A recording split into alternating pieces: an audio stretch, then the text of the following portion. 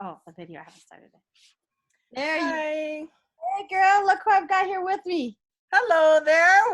Are you consenting to being recorded? Because it's recording right now. Yeah, I got a lot to say. I told him why we were doing what we were doing. He's like, "Oh, I've got a lot to say." I'm Oh, like, awesome! Because I don't have any men who have shared their opinions yet. well, now you've got your first one. There you go. You've got your first one.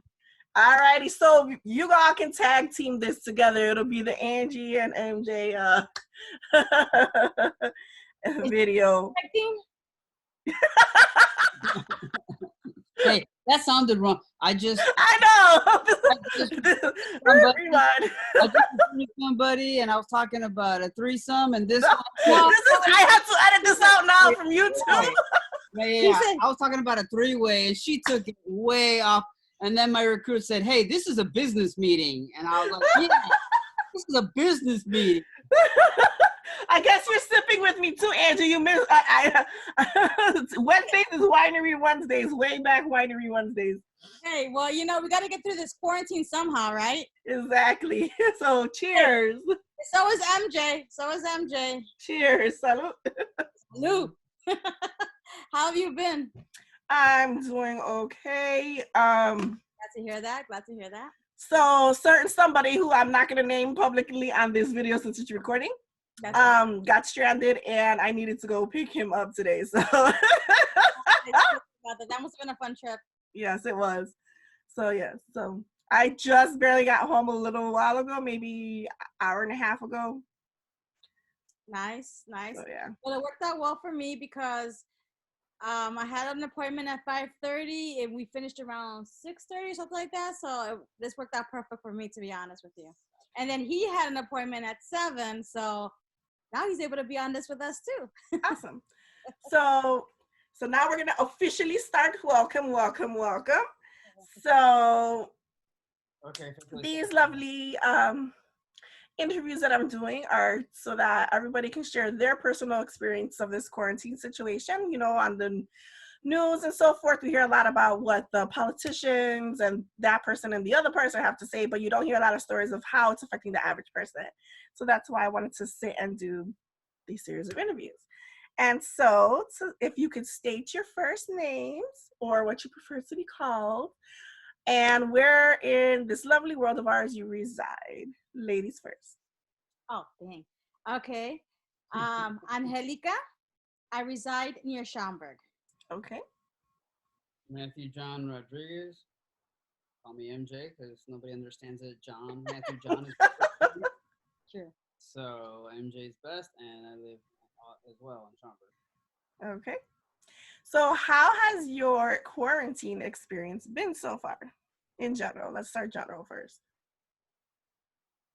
You want to go first? Whoever wants to go. Since you have a lot to say? Or should I go first? I don't have as much to say. Okay. So for me, personally, not much has changed because I still go into the office every day. I still work.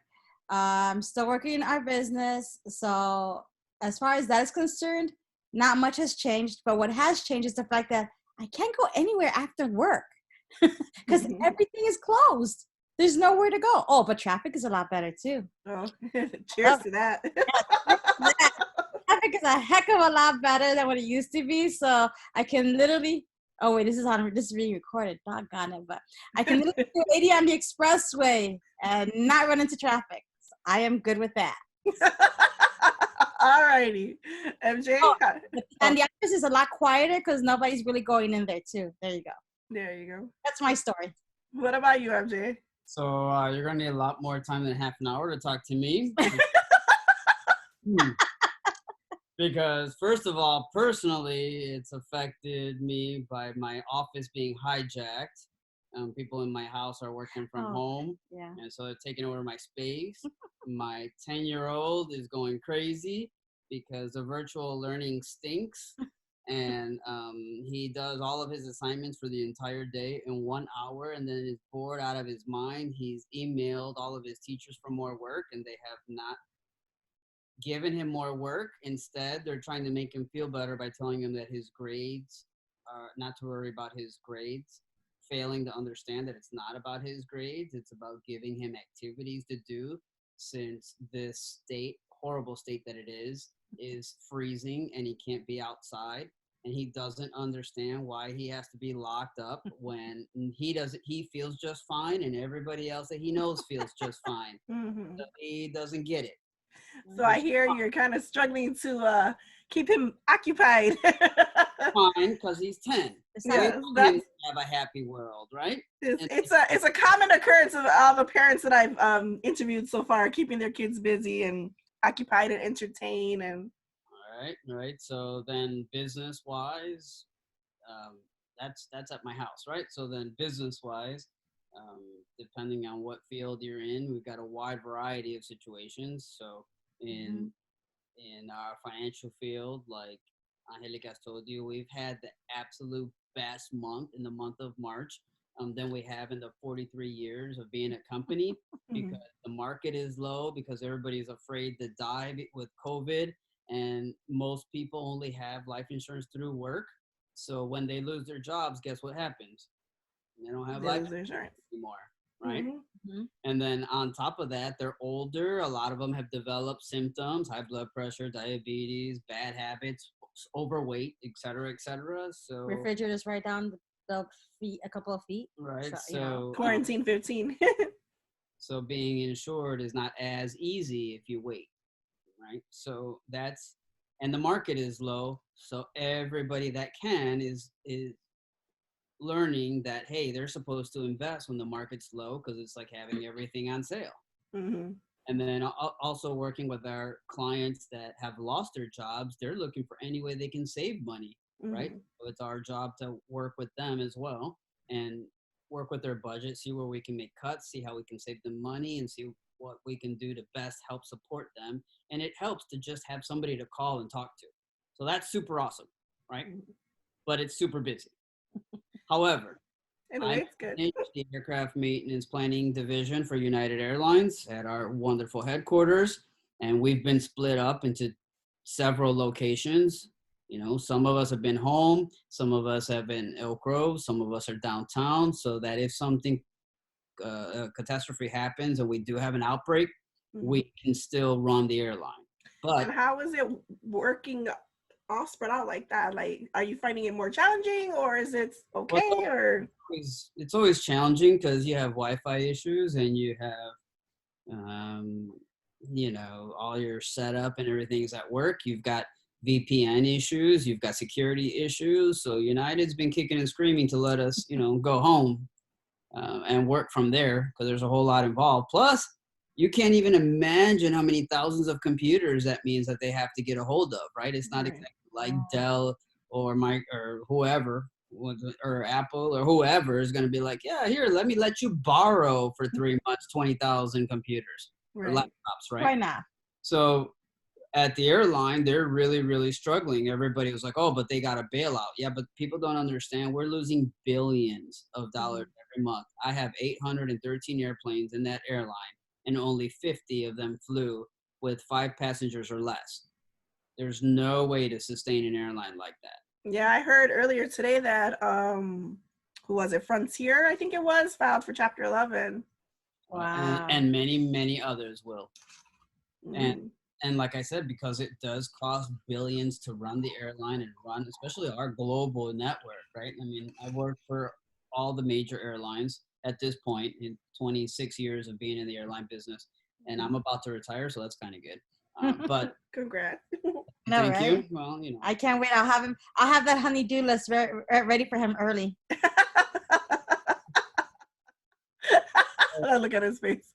With billions of dollars that we're losing, the issue isn't, you know, the bailout money will sustain us through the summer, but it's not anything near what's going to have to keep at least the 4 majors open, right? So that's Delta, us, American, and Southwest were the 4 majors. And they're going to need a lot more money than that. They're only thinking about maybe making it to July. So that's going to be horrible.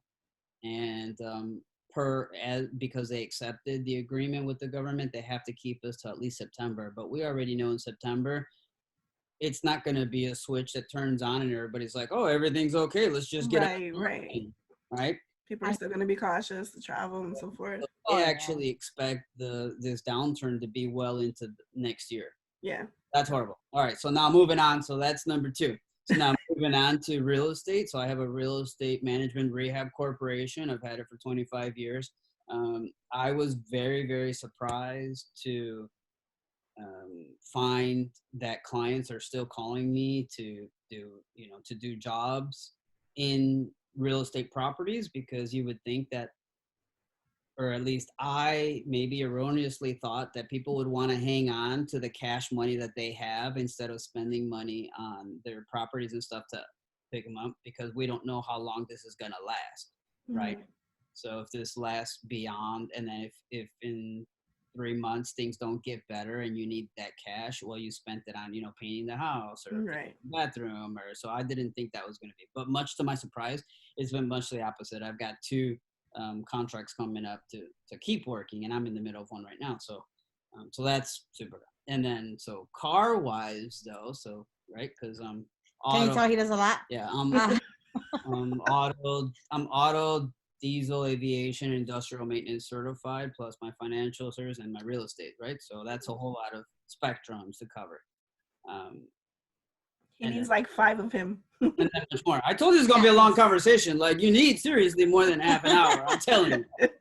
All right, so let's go to auto maintenance. So mechanics right now are not seeing the rush of cars coming in to get oil changes or to get, why? Because people are trying to do things themselves and save a little bit of money. People are, trying to hold off as long as they can. And since they're not driving as many miles, that makes less maintenance needed. Right. Hopefully, and right? we save more gas. So, and you're saving gas, and gas prices are lower. So the mechanics are suffering at this point. Not and that people are hesitant to even go out too and get it done because that puts them at extra exposure. Like myself, my car needs an oil change. I was actually just talking about it earlier, and I'm like, okay, well, I'm like, let me just like strategize when I'm gonna plan everything, and so I only go out once or twice this week, and just pacing everything out. So maintenance is down, and then the final last thing, and then I'll leave you alone because it's already almost 9 o'clock. But I'm like, I have a couple more. There's like 3 more questions. Okay. We're not done yet. Man, that's only question number 1. Coño, I already took half an hour of question number 1. All right, so that's funny jobs, MJ. Well, maybe I should wait for the rest of the questions. I don't know what you're going to ask. So the next question is, what's something that's a positive change for both of you during this quarantine situation? Something that's some good that's come about it. Like, and like I mentioned earlier about there's like no, like traffic is like practically non-existent. Yeah, because non-essential people are staying home finally. Plus, essential people can get our butts to work a lot faster. That is a positive. But the other positive is also, like we said, the essential people like us, our businesses are growing because we are essential. We do need, like Matthew said, we're in finance. We help with financial services. So right now we're in a position to be able to help all of our clients, help all of our people, and even help new people who need that help out there. Mm-hmm. To, that way, if something like this ever does happen, they will be prepared. They won't be scared. They won't be out running to buy toilet paper because, you never know when you're going to need it again. So, TP is important, apparently. That and plenty of liquor, but yeah. Yes, liquor. Benny's is open too. I've been told. So, that's where I got my liquor from. So, I mean, those are positive. I mean, another positive is you're spending more time, for those who are staying home, you're spending more time with your family. You're getting to know them, because if you think about it, every other day we're at work 40 plus hours a week, and that's including travel, and you don't see each other very much. Right. So now, granted, there's going to be a lot of divorces, a lot of, I want to strangle you, but. And babies made. I was trying to be good, but okay. Babies born after this, that is true. Divorces, babies, and a lot of court cases. Yeah. What about you, MJ? What's something good that you feel has come out of this situation? I think we've got a lot of things. I think that the general population has a lot more care and patience with each other, with coming together and working with another. We've got a ton of community service organizations that are not alone in the fight of helping the communities, especially with the most need. And we have a lot of volunteers throughout. Everybody is adjusting as best as they can, but at least they're willing to adjust rather than saying, "Oh, well, I can't do anything about it." So they have a more, I think it's a mind shift that we're having more positive attitudes out there, and I just think that this is really the time to move forward as a country, no matter who you are or where you're from or what your religion, sex, anything. you know, race, et cetera, et cetera, et cetera. Right? We just all have to help each other. We're all just humans. Yeah. Period. Mm-hmm. And this doesn't decide who it is. Yeah, you're right. Mm-hmm. So, for whoever wants to answer this question, you don't have to answer it if you don't want to. Or do you feel that you personally have had a shift in your spirituality since all this has happened? No. No, I still feel the same way that I did before. You know, spiritually and in every which way, I still feel the same way as I'm doing everything the same way as I did before. Maybe do a little bit more praying for people, but that's about it. Hoping that if they are sick, that they get better and stuff like that. But no, that hasn't changed for me, for sure. I think for us, especially because we haven't had as much negative information, right? We're still employed. We still have stuff. We're still helping people. We still helping. It doesn't change our faith, but I do know of several people that have lost. Like I have a couple right now. Both the mother and father have lost their jobs. So it's a test to their faith, because that's exactly what they're asking is, why God, why us? We've got 2 kids. How are we going to get income? Where are we going to go? Why us? What do we do? Yeah, that is true. So what is your favorite, since nothing is open other than, essential stuff, what is your favorite thing to do, your favorite quarantine activity to keep yourself occupied, to unwind, or just have fun? I don't know. Do we? We work. I work. I would say MJ's thing to do for fun is sleep. I'm telling you. Yeah, I've literally been working. Actually not even sleep, because when he's supposed to go to sleep, he still doesn't sleep. So not even I'm that. still thinking about my clients, how I can help them, what we need to do. It's like I tell them, close your eyes and stop the brain from working, please. It's time for bed. Yeah. But because basically our day-to-day routines haven't changed much. Well, mine hasn't changed much. Let me just put it that way. His maybe a little bit, because like he said, he's got his 10-year-old at home. He's got other people who he lives with who, whose routines have changed because they're working at home. But for me, it's still the same thing for me every day. I've always enjoyed working, and it's not really working for me because I'm helping families. So for me, that's what I like to do. That's my favorite. Yeah. So, what advice would you give to someone who may be struggling with this quarantine situation? Maybe they're isolated, or, alone, or far away from anything and anyone, who they can't even go outside. Positive messages, positive messages every single day, and practice OQP. Les Brown calls it only quality people around you. Because guess what?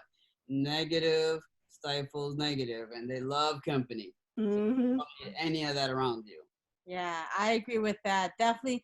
And don't watch the news or listen to the news every single day, because almost everything that comes out of it with all this thing that's going on is negativity, like Matthew said. And that's something you do not want on a daily basis. Every once in a while, check it out, see what's going on, if there's anything new, if there's anything better. But just positivity, and just keep yourself positive.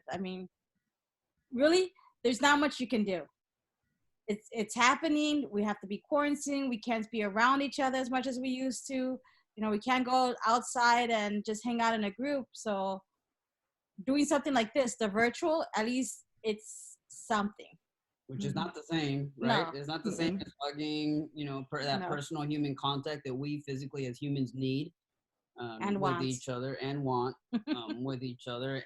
But the reality is it's going to be a very long time. It's not going to be 1 or 2 months and then everything's going to be back to normal. Right. Exactly. And even once things do get back to normal, we're still all going to be a little bit iffy about, well, can I actually hug you? Or, right. I think for me, I think that a lot of people are going to be more cautious after all of this. Even when we get like an all clear or whatever, I think there's always going to be that anxiety left.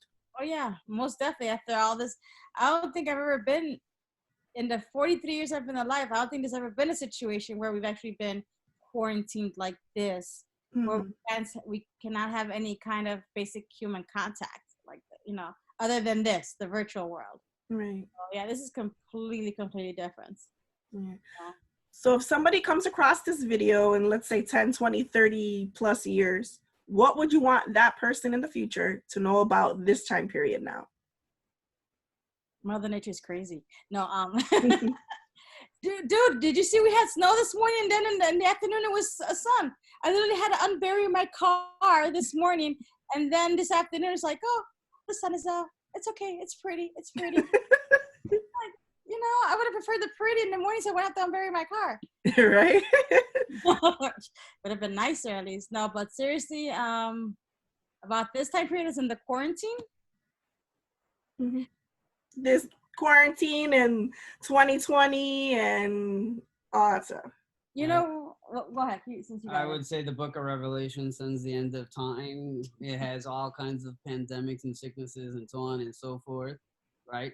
So those of us that are of faith have already read into this. We've already experienced it in our spirituality. So now it's just happening in real life, and we need to learn to work with other people regardless of where they're at or where they're from, because that has not been the case up until right now, these past few years. And so at the end of the day, this sickness, because it doesn't discriminate against anybody, we have to really learn to work together and just love one another as just people and work, because if we love one another, we'll work through whatever comes our way as a team. Beautifully said.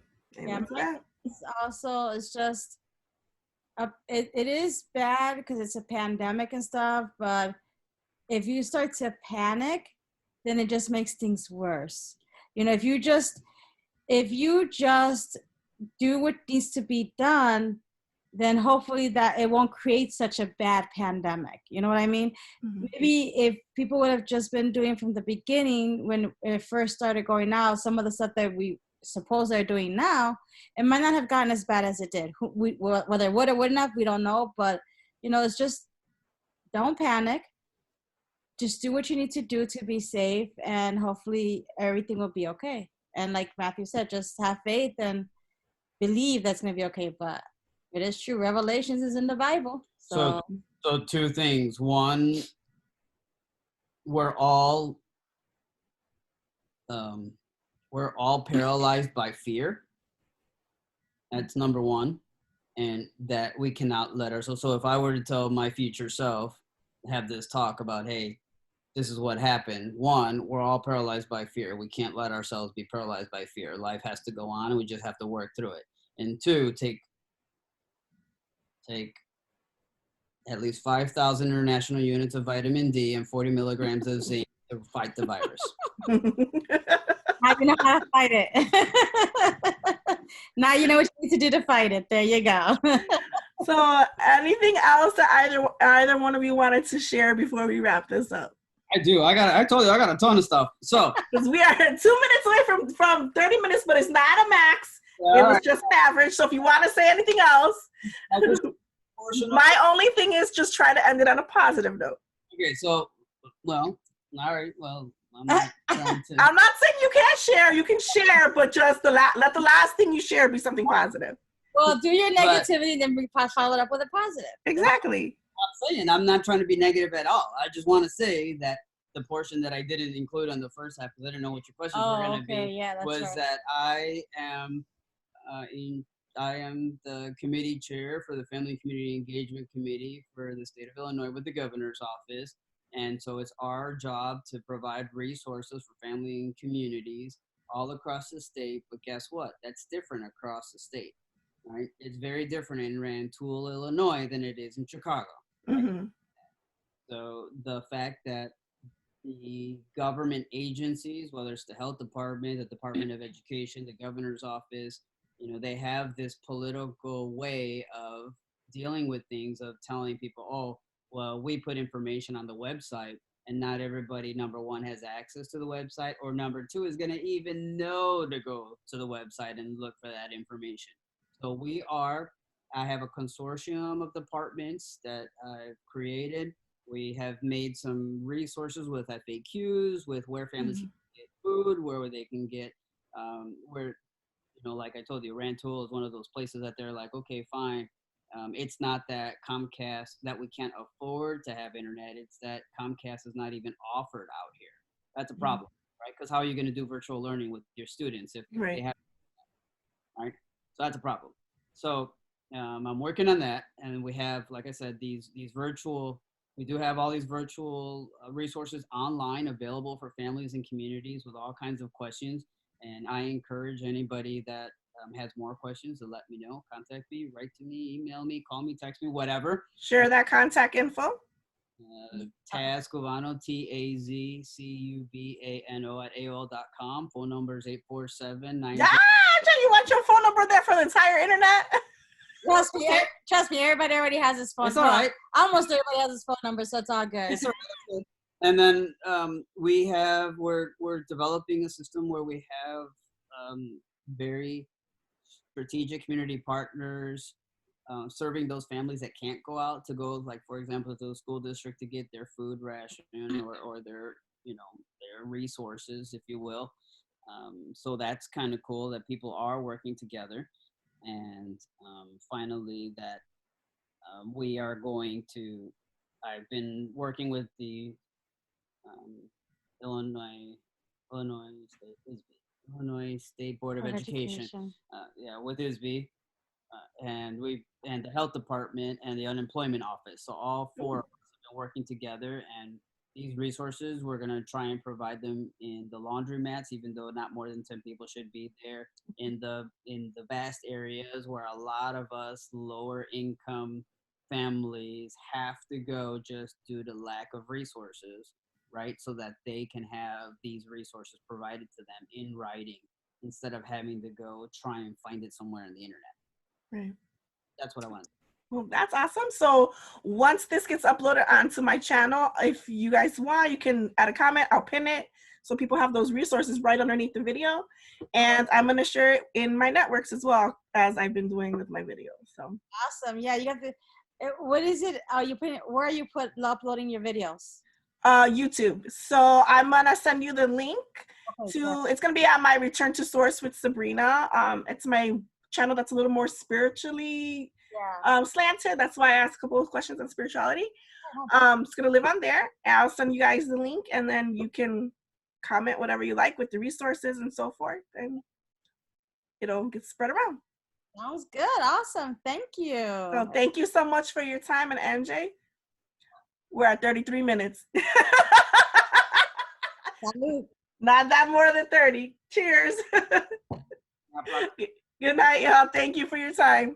Hey, good night. Talk to you soon. All right, bye.